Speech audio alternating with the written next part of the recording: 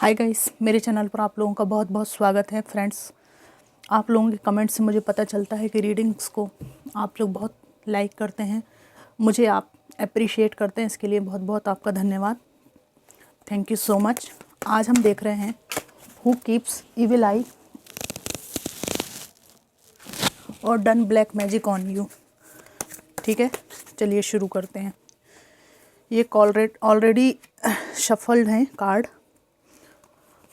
ये एक general collective reading है, टाइमलेस रीडिंग है। जब भी आप देखेंगे रेजोनेट करेंगी।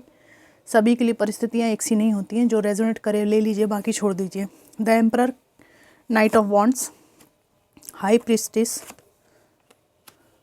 The hangman reverse, four of pentacles, three of wands reverse, bottom of the deck है फाइव ऑफ पेंटिकल्स।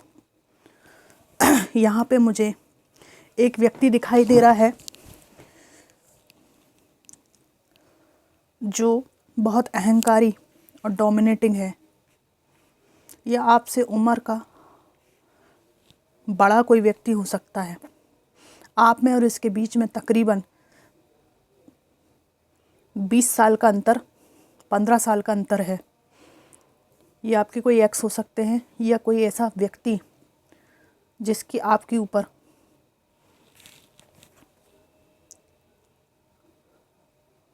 सेक्सुअली नज़र है, सेक्सुअली अट्रैक्टेड है ये, और यही इसकी डिमांड है आपसे। यही हिडन मोटिव है आपका, सेक्सुअल मोटिव है इसका। ये व्यक्ति हो सकता है आपके कोई अंकल हों। अगर आप फीमेल हैं तो ये कोई आपके अंकल हो सकते हैं जिनकी आपके ऊपर नज़र हो सकती है। तो टेक व्हाट्स रेजोनेट और लीव द रेस्ट। जो भी आपको रेजोनेट करे बस उतना लेना है। सभी के लिए परिस्थितियाँ समान नहीं है। यहाँ पे एक एनर्जी आ रही है कि कोई एक एजेड व्यक्ति है जिसकी आपके ऊपर नज़र है, और आप जो हैं विवाह से गुजर चुके हैं। आप हो सकता है हस्बैंड से सेपरेटेड हों। आप एक मैच्योर वुमेन हैं, पति से सेपरेटेड। आप में से कोई विडो हो सकता है और किसी का तलाक हुआ हो सकता है। इस व्यक्ति को कहीं ना कहीं से इसकी भनक है, या आपके अकेले होने का इसको पता है, और वो तो पता चल ही जाता है सोसाइटी में। ठीक है, ये आपको बहुत वाइस, बहुत ज़्यादा एम्प्रेस की एनर्जी में देखता है, और ये आपके प्रति आकर्षित होता है शारीरिक रूप से। आप लोगों का पहनावा बहुत अच्छा है, लेकिन एट द सेम टाइम आप इसके झमेले में नहीं फंसते हैं। ठीक है, आप लोग बहुत इंट्यूटिव लोग हो, डिवाइन से कनेक्टेड लोग हो, और आपको हो सकता है आप में से कुछ लोगों को पता भी है कि व्यक्ति कौन है। इस व्यक्ति की आपके प्रति ईविल आई तो अभी नज़र नहीं आई है। हाँ, मतलब ब्लैक मैजिक नज़र नहीं आया है, लेकिन ईविल आई मुझे यहाँ पे दिखाई दे रही है।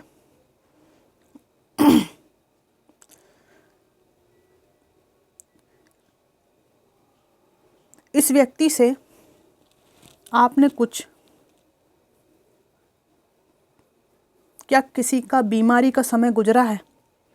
मैं अपने व्यूअर्स से पूछ रही हूँ, आप में से कोई ऐसे लोग हैं जिन्होंने बीमारी के समय, किसी हादसे के समय, किसी मुश्किल हालात के समय, फाइनेंशियल क्राइसिस के समय अपनी एज से किसी बड़े व्यक्ति, अंकल, कोई इस तरह के सोसाइटी में कोई पड़ोस में कोई अंकल जिनसे कोई फाइनेंशियल हेल्प ली थी? आपने ली थी या इन्होंने ऑफ़र की थी? उसके पीछे इनका इंटेंशंस वही था जो मैंने बताया, लेकिन इसके बाद आप हाई प्रीस्टिस की सीट पे जाके बैठ गए। इनको लग रहा था कि फाइनेंशियल हेल्प करने के बाद ये आपकी ज़िंदगी में घुस जाएंगे। ठीक है, और आपने सोचा था कि ये मेरे से उम्र में बड़े हैं, मुझे बेटी जैसा मानते हैं, या ये अच्छे प्रबुद्ध बुद्धिमान व्यक्ति हैं, तो एज ए एल्डर ये मेरी मदद कर रहे हैं। पर एल्डर वेल्डर गया भाड़ में। ये किसी और कारण से आपकी मदद कर रहे थे और जब वो फुलफिलमेंट आपने नहीं दिया है तो ये इंसान बहुत ज़्यादा खिसियाया हुआ है। ये व्यक्ति आपको डोमिनेट करना चाहता है, अपने रूल्स और रेगुलेशन के अनुसार, अपनी मर्जी के अनुसार आपको चलाना चाहता है, क्योंकि इसको ऐसा लगता है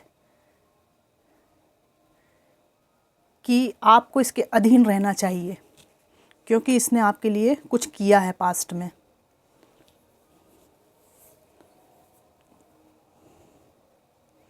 ये कोई एक्स भी हो सकते हैं आपके, जिनका आप इंतज़ार करना छोड़ चुके हैं। इसके अलावा आपने इस व्यक्ति से रिलेटेड जितने कन्फ्यूज़न थे उनको छोड़कर लाइफ में मूव ऑन किया है। और फाइनेंशियली अगर आप इनसे कुछ मदद मांगते थे तो अब आपने अपना फाइनेंशियल जो भी आपकी ज़रूरत है उनको खुद पूरा करने की तरफ कदम बढ़ा दिया है। इस बात से ये व्यक्ति चिढ़ा हुआ है और इसकी ईविल आई आपके ऊपर है। इनकी ऐसी मंशा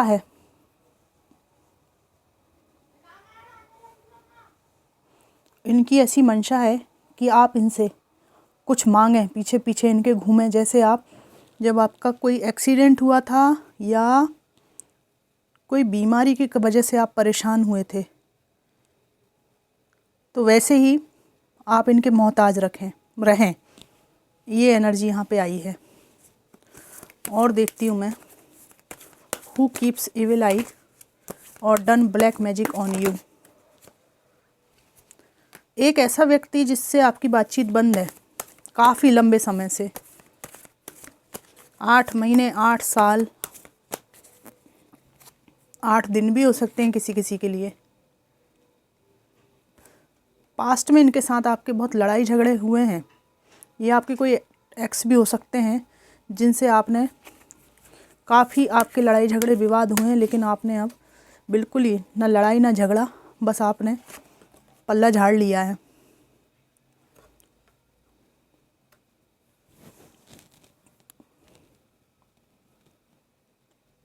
यहाँ पर मुझे दिखाई दे रहा है इनसे अलग होने के बाद आपने कैरियर से रिलेटेड बहुत परिश्रम करना शुरू किया और अपनी लाइफ को बैलेंस करने की कोशिश की है। और आपको लाइफ को बैलेंस करता हुआ देखकर ये व्यक्ति झल्लाया हुआ है, क्योंकि इनका ऐसा मानना है कि आपकी लाइफ में जो बैलेंस है वो केवल इनकी वजह से आना चाहिए। ये आपकी तरफ कदम नहीं बढ़ा पाते हैं। पास्ट में आप इनको छोड़ के निकले हैं, ये डेफिनेटली है। एम्प्रेस की एनर्जी आई है। आप एक एम्प्रेस हैं, मेहनत कर रहे हैं तो आपको सब कुछ मिल रहा है। इस बात से व्यक्ति बहुत जल रहा है।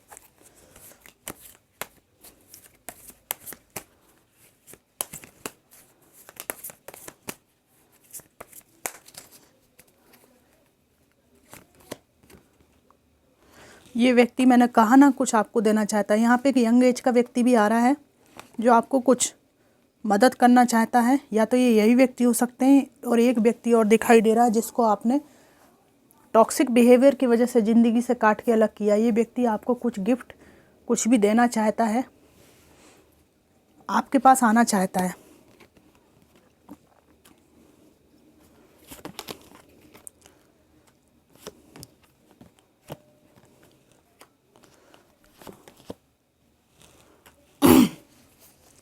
यहाँ पे दिखाई दे रहा है कि ये एक व्यक्ति जिनके साथ आपका ठीक ठाक परिवार था, ये आपसे फाइनेंशियली मदद लेते थे और आप ज़रूरत पड़ने पे इनसे भी मांगते थे। अच्छा खासा परिवार था इनके साथ में, और इन्होंने कोई अन्याय किया आपके साथ में, और इनकी इन आउट वाली एनर्जी रही है।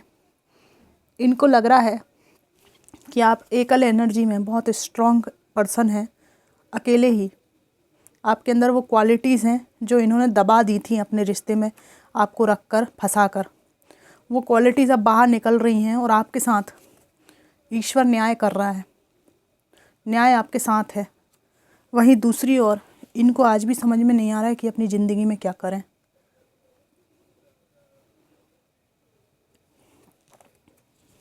कंफ्यूज पर्सन है ये।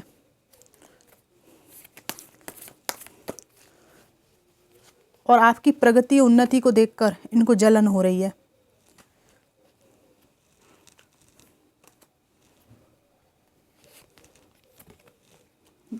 टू ऑफ कप्स, आपसे मिलना चाहता है व्यक्ति। टू ऑफ कप्स और किंग ऑफ पेंटिकल्स आया है। सिक्स ऑफ सोर्ड्स, ये आपसे मिलना चाहते हैं, किसी और के साथ ही आपको जगल करते हैं। ये देख रहे हैं कि आपने एक ऑप्शन की तरह ट्रीट होने से मना कर दिया, इसलिए ये झल्लाए हुए हैं। इनकी झल्लाहट का कारण ये है कि आप इनसे ऐसा पिंड छुड़ाकर भागे, ऐसा पिंड छुड़ाकर भागे कि दोबारा आपने पलट कर इनको देखना पसंद नहीं किया। जब आप भागे थे ना इनसे पीछा छुड़ा के, तब एक बार आपने जी भर के इस व्यक्ति को देख लिया था, अच्छे से शक्ल देख ली थी कि यही है, इसको मुझे जीवन भर याद रखना है, कभी पलट के नहीं आना इसके पास। बहुत अच्छे से देखा है आपने इसको छोड़ते टाइम, निर्णयात्मक रूप से आपने देखा था। इस व्यक्ति को इस बात से जलन है कि आप सेल्फ लव कर रहे हैं। और यहाँ पे ना ये कार्ड मुझे बार बार दिख रहा है, चीटिंग, डिसेप्शन, धोखाधड़ी, चोरी, झूठ बोलना, कपट करना।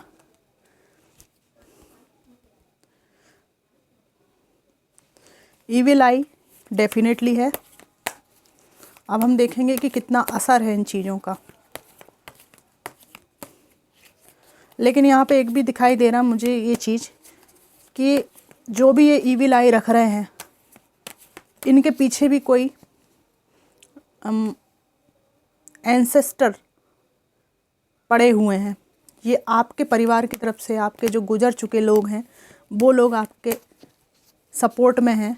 और इस व्यक्ति के जो भी हिडन सीक्रेट्स हैं उनको उजागर करने के लिए ऐसे, जैसे कि चोरी छुपे कोई चोर घुसे और पीछे से बिल्ली म्याऊं कर दे तो हो जाएगा ना सब मिट्टी पलीत, वो वाली स्थिति है।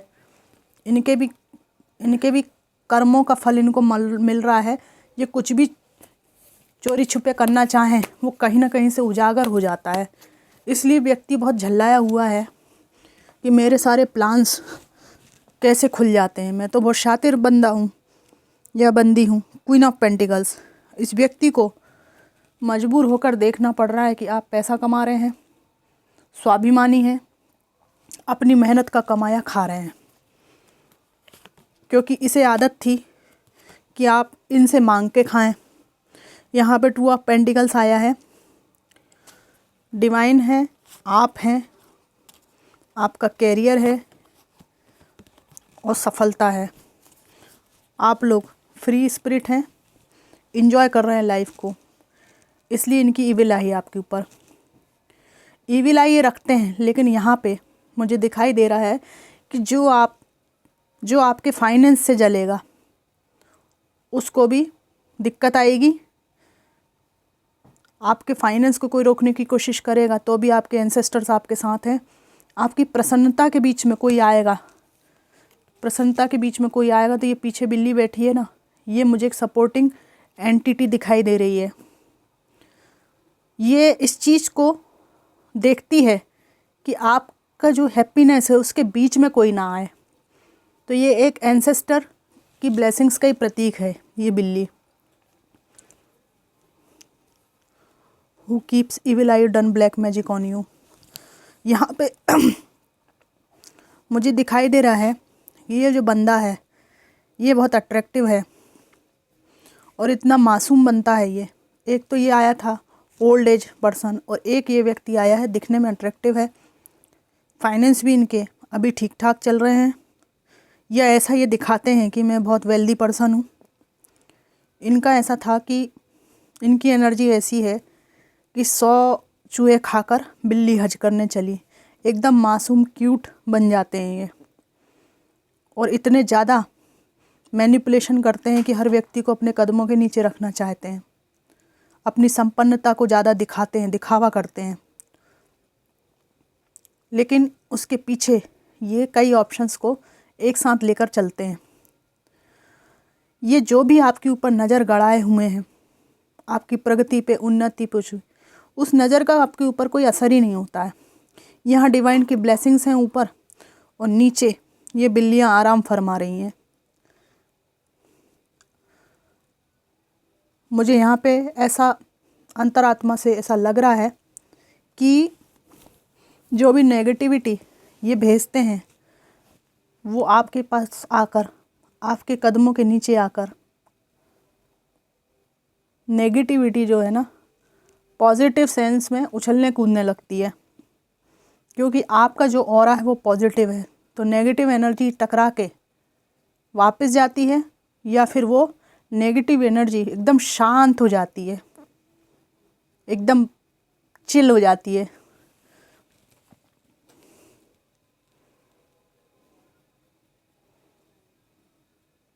क्योंकि आप ज़मीन से जुड़े इंसान हैं। नीचे आप यहाँ पर ज़मीन से जुड़े हुए हैं, ऊपर आप प्रकृति से चारों तरफ से जुड़े हुए हैं। इसी वजह से कोई व्यक्ति चाहे भी ना तो आपका बुरा नहीं कर पा रहा है, क्योंकि यहाँ पे आपकी धन की सुरक्षा भी कोई एंसेस्टर कर रहे हैं, या आपके कोई गुरु हो सकते हैं, आपके पूर्वज हो सकते हैं, आपके धन की रक्षा कर रहे हैं ये लोग। अगर कोई व्यक्ति चोरी छुपे कोई प्लानिंग बना रहा है आपके पीठ पीछे, तो ये जो एंसेस्टर्स हैं ना उसको उजागर कर देंगे। तो ये जो भी लोग हैं ना, एक यंग एज का पर्सन जो जगल करता है किसी और के साथ आपको, और एक ये जो ज़्यादा एज का पर्सन आया जिसने आपकी मदद की थी पास्ट में आपके खुश रहने से, इनकी क्या है, एक नार्सिसिस्टिक एनर्जी है कि लेडीज़ को किसी के अधीन ही रहना चाहिए। तो वो भगवान मैं हूँ, इन्हें ऐसा लगता है कि मैं भगवान हूँ। तो क्योंकि इन्होंने आपकी कुछ मदद की थी, या ये भी हो सकता है कि इनको लगता है कि आप अकेले हो इसलिए बेचारे हो, ये भी एक कारण हो सकता है। शुरू में इन्होंने ये सोचा था, लेकिन इनको जब ये पता चला कि आप बेचारे बेचारे कुछ नहीं हो, आप बहुत इंटेलिजेंट इंसान हो, इंट्यूटिव इंसान हो, आपको पता है कि कौन मेरा क्या फ़ायदा उठा सकता है। एट द सेम टाइम आपकी बच्चों जैसी एनर्जी है, इस चीज़ से अट्रैक्ट होता है, सेक्सुअली अट्रैक्ट होता है। तो ये उस तरह का पुरुष है, ये जो ज़्यादा एज का व्यक्ति है, ये उस तरह का पुरुष है जिसके अनुसार कि अगर कोई सिंगल महिला है या डिवोर्सी है या विडो है, तो ये अपने आप को उस महिला का सुपात्र समझता है कि मैं योग्य हूँ उस महिला के। पता नहीं कहाँ से आती है पुरुषों में ये थिंकिंग। और ये जो यंग एज का व्यक्ति है जिसकी ईविल आई आपके ऊपर आती है और वापस चली जाती है, ये व्यक्ति सोचता है कि मैं इतना बड़ा हॉलीवुड स्टार हूँ, इतना हैंडसम और इतना ज़्यादा सुपर इंसान हूँ मैं, कि मेरे साथ 4 स्त्रियाँ रहनी चाहिए। मतलब मैं बहुत ही ज़्यादा वो हूँ, आसमान का तारा हूँ, कोहिनूर हीरा हूँ, कि इस जगत की सारी स्त्रियाँ मेरे आगे पीछे घूमेंगी और मैं उनको ऐसे जगल करूँगा, अक्कड़ बक्कड़ बम्बे वो 80-90 पूरे 100। मतलब बहुत गलतफहमी का शिकार, एक इल्यूज़न में जीने वाला व्यक्ति है ये। इसने औरतों को अपने चारों ओर घुमाना सीखा है, स्त्रियों की इज्जत करना इसने नहीं सीखा है। ठीक है, अगर आप स्त्रियों को अपने आजू बाजू ही रखना चाहते हो तो किसी को बहन भी बना सकते हो, किसी को बेटी की दृष्टि से भी देख सकते हो। तुम्हें एक सेक्सुअल नीड पूरी करने के लिए 4-4 महिलाओं को अपने चारों ओर घुमाने का शौक़ है, इसका मतलब चरित्र तो तुम्हारे अंदर है ही नहीं। अगर चरित्र होता तो बहन की दृष्टि से देखते तब भी तो होती 5 महिलाएं, लेकिन तुम्हें बहन की दृष्टि से देखोगे तो वो वाला पास नहीं होगा ना, दूर दूर वाला पास होगा। इनको पास पास वाला पास चाहिए है ना। इसलिए ये महिलाओं को वैसा वाला पास रखना चाहते हैं। लेकिन इनकी ईविल आई का असर आपके ऊपर नहीं है। डिवाइन सोर्स से कनेक्ट हो आप। यहाँ पर एक एडवाइस दूंगी, जो डिवाइन से आप कनेक्टेड हो, पॉजिटिव एनर्जी में हो, इसको डाउन मत जाने देना।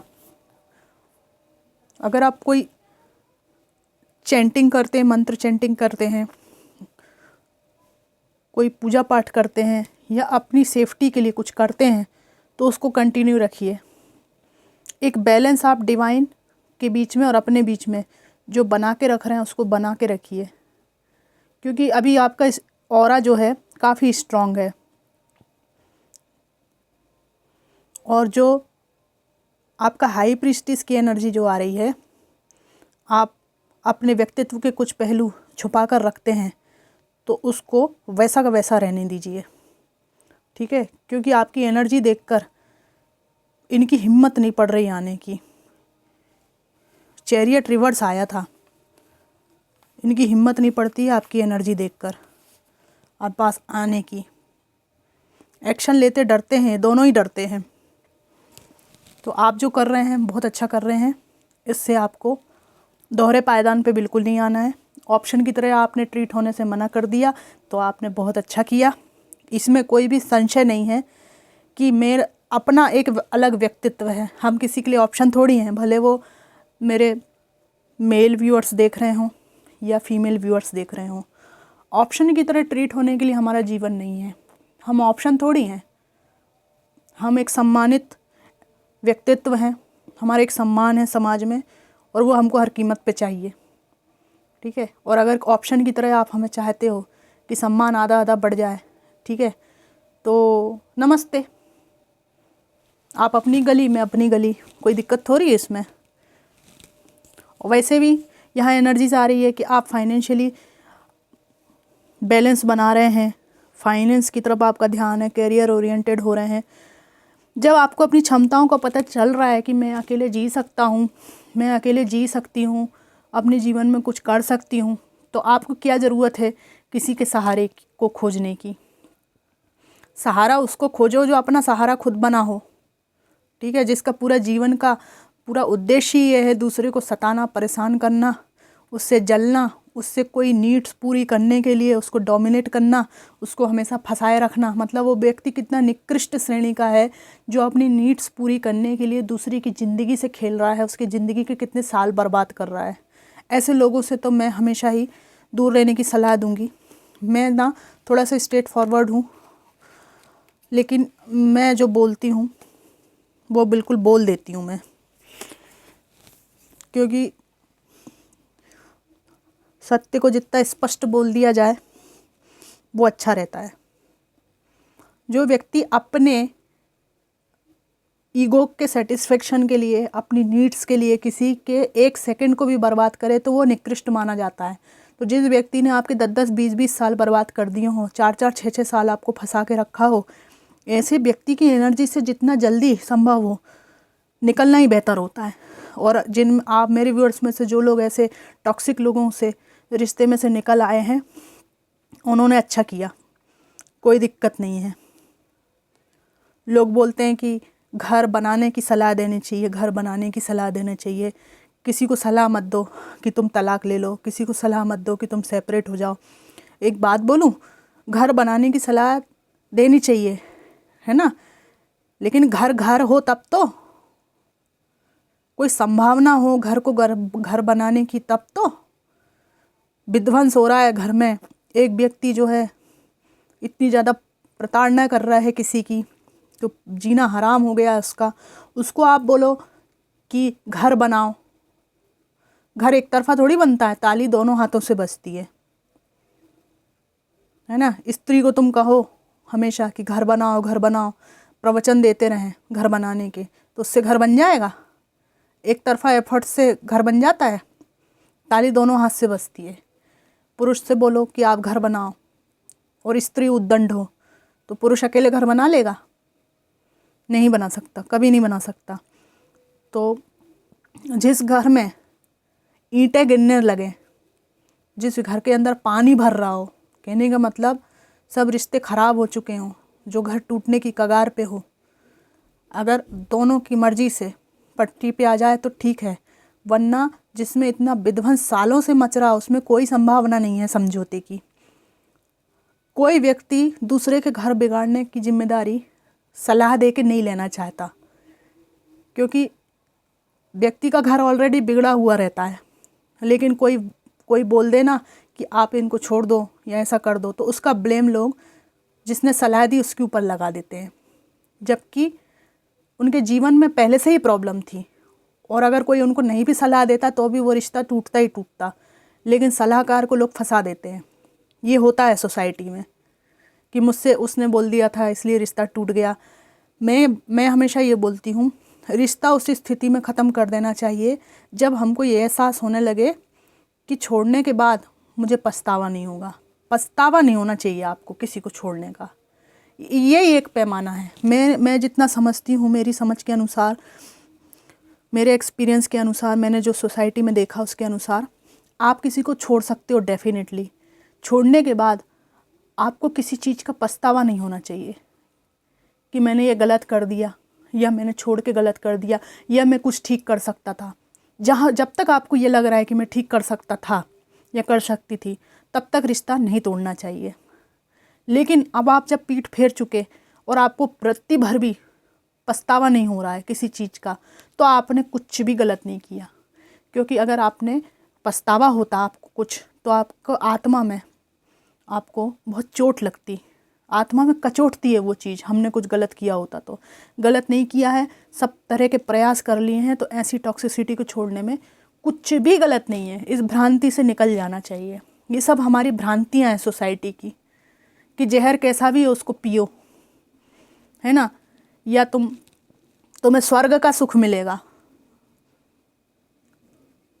अगर तुम घर को बना के रखोगी। ऐसा नहीं होता है। एक हस्बैंड है, वो 10 जगह रिश्ते बना रहा है, और महिला को आप ज्ञान दो कि आप परिवार को बना के रखो, तो ऐसा नहीं होता है। यहाँ पूरी गलती पुरुष की है, ठीक है। हर तरह से समझाने बुझाने के बाद भी जब वो नहीं समझ रहा है, तो ऐसे व्यक्ति का परित्याग करने में कोई भी गलती नहीं है। इसी तरह महिला का है। कोई महिला उद्दंडता की सीमा पार किए जा रही है, ठीक है, और आप पुरुष को कहें कि आपकी पत्नी है, आप समझाइए, फलाना कीजिए, ढिमका कीजिए, ऐसा नहीं होता है। क्योंकि जिसको रिश्ते की कदर होती है वो इस तरह की हरकतें करता ही नहीं है ना। तो फ्रेंड्स, ये सब मेरे निकलता गया, मैं कहती गई। रीडिंग काफ़ी लंबी हो गई, पर मौका पड़ता है तो मैं कहती हूँ, ताकि हम जो भी माइंड में कन्फ्यूज़न है वो दूर हो सके, है ना। मेरी बातों से किसी को हर्ट हो, मैं ऐसा नहीं चाहती हूँ। मेरा उद्देश्य रहता है थॉट्स में क्लैरिटी लाना। कई लोग रिश्तों को लेके, पति पत्नी के रिश्तों को लेके, बॉयफ्रेंड गर्लफ्रेंड के रिश्तों के लेके बहुत ज़्यादा परेशान रहते हैं।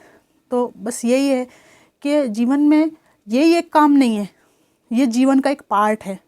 शादी, ठीक है, लव रिलेशनशिप, ये जो भी हैं, पार्टनरशिप, ये जीवन का एक पार्ट है। ये पूरा जीवन नहीं है। जीवन एक अलग चीज़ है। जीवन में बहुत सारे आयाम हैं।